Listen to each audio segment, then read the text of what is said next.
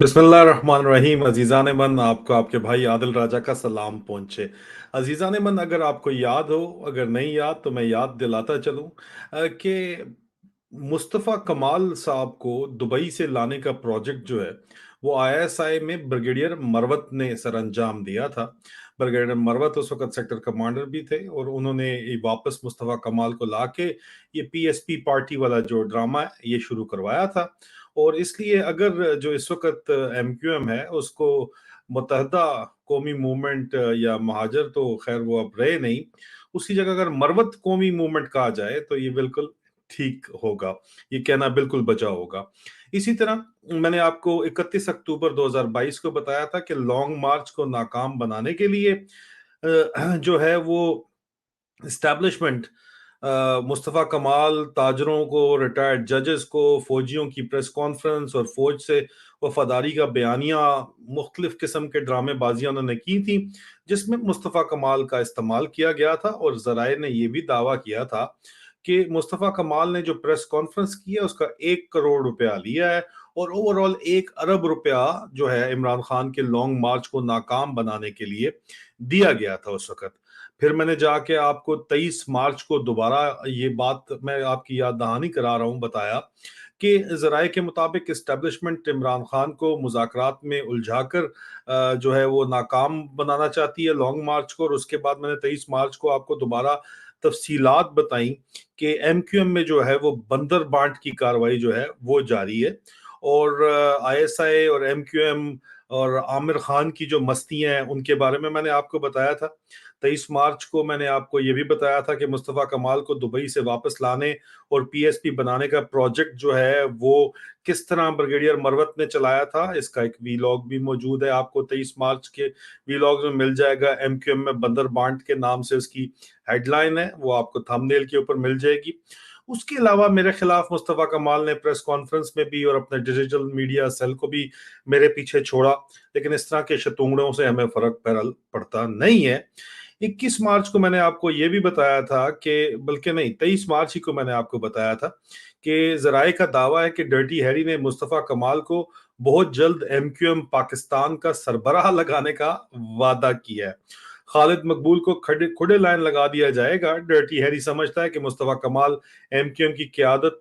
खालिद मकबूल और आमिर खान से बेहतर कर सकता है। अब आमिर खान का क्या बनेगा, इसके ऊपर मैंने एक वीलॉग भी किया था। अब कंपनसेट करने के लिए लेटेस्ट जो ब्रेकिंग न्यूज मेरे पास है,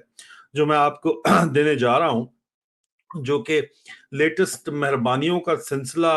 एक गुड सोल्जर के तौर के ऊपर जो है वो मुस्तफ़ा कमाल क्योंकि ऑर्डर सुन रहे हैं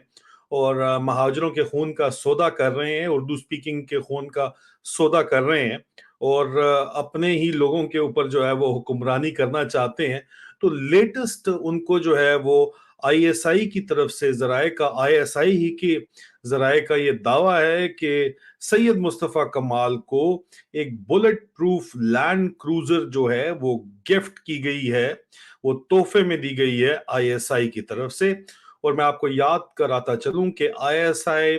जो आपका सिंध है, कराची में सेक्टर कमांडर जो वहां पे हैं वो ब्रिगेडियर एजाज अहमद साहब हैं, जो ये सारे के सारी कारस्तानियां और शैतानियां कर रहे हैं। और OC Karachi colonel Humayun Mushtaba, women and wine का शौकीन जो है, वो खास तौर के ऊपर वहां पे भेजा गया है। कलेक्शंस भी वही करता है, आपको पता है किस किस्म की कलेक्शंस कराची से होती हैं, कितनी ज्यादा होती हैं। और उसको भेजा डर्टी हैरी ने है।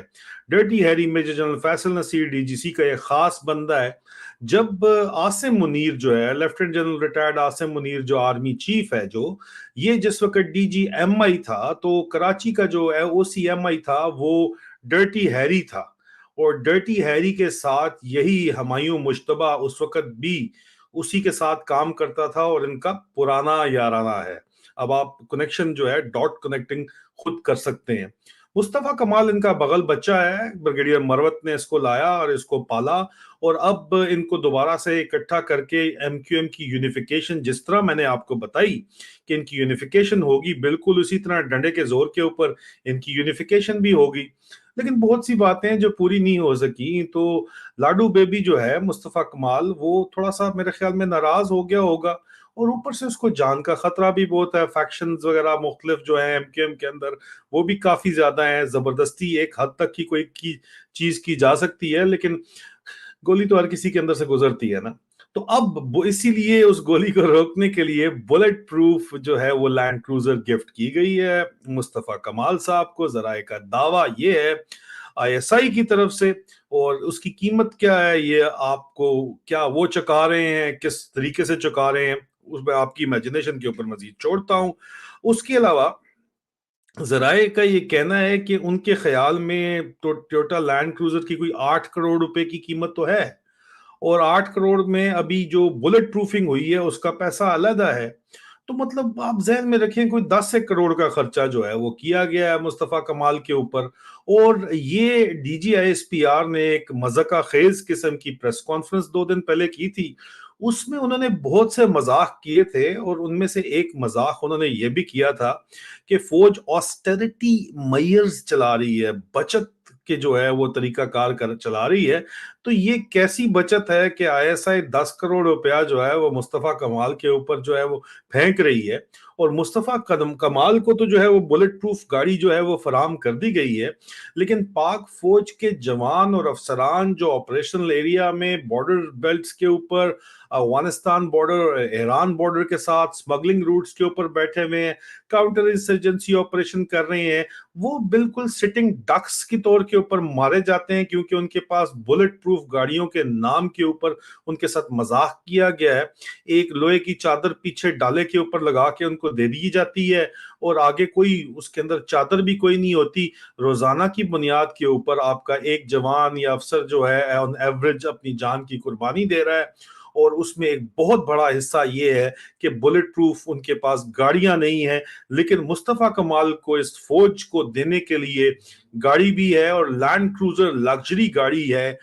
دنیا کی ایک لگژری گاڑی، وہ بھی بلٹ پروف کر کے دینے کے لیے ہے۔ تو یہ مذاق جو پاکستانی قوم کے ساتھ ہو رہا ہے بنانا ریپبلک آف پاکستان میں، وہ آپ کے سامنے ہے، وہ سامنے لانا بھی بہت ضروری ہے۔ آئی ایس پی آر نے جو آسٹیرٹی میئرز والا مذاق کیا تھا وہ مذاق بھی یہاں پہ کھل گیا، بہت سے اور انہوں نے مذاق کیے تھے، ان میں یہ جو مذاق تھا وہ بھی آپ کے سامنے آ کے پوری طرح جو ہے